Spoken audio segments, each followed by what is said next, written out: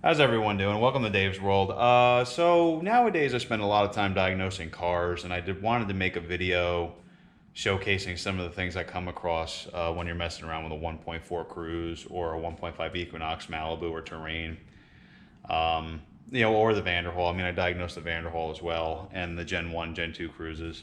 But you know what? Looking for boost leaks is pretty standard when dealing with any kind of turbocharged engine at all. In fact, looking for exhaust leaks on any engine whatsoever is standard. So you can apply this video to pretty much any vehicle. It doesn't matter if it's a Cruze, doesn't matter if it's a Corvette. Hell, I have an 80s Mustang over there. It doesn't really matter. When checking for leaks, you can do the same stuff. Now, I notice when I help diagnose vehicles that a lot of people are in like parts denial. When I say that I think something is wrong, sometimes there'll be a day or two where I have to kind of prove to people that I'm pretty sure this is what's wrong, and I have to get them to do certain things. So almost 75% of the time I tell somebody you might have a boost leak. They're in denial that they don't have a boost leak. So I tell them literally grab you use like a shop vac, but the exit portion of the shop vac usually has airflow coming out of it. So you move the hose to the other side.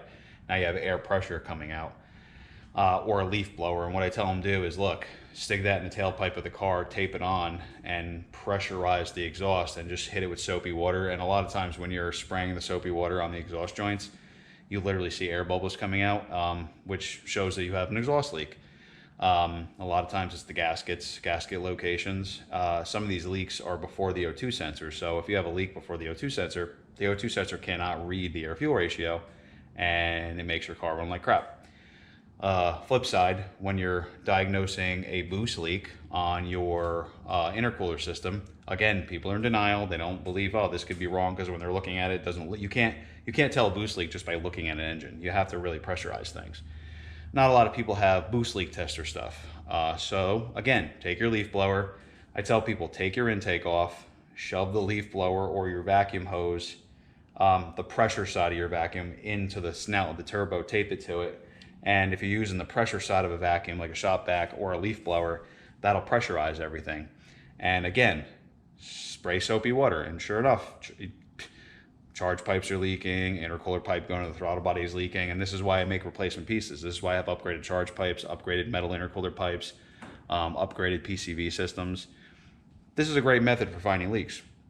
So, while I'm talking, I just wanted to show everybody some of the footage I get back, because a lot of times people are in denial that something could be wrong. And then when I tell them do this, they physically see it with their eyes, and now they're like, oh, okay, Dave knows what he's talking about. So this video is to kind of show you what to do, because I like being able to give someone a video to kind of show them this is what I'm talking about. So, they can try this on their own, because it helps me diagnose these cars, and it's a lot better because now I go, okay, here's the problem, let's change this, and let's move on to the next part of the diagnosis.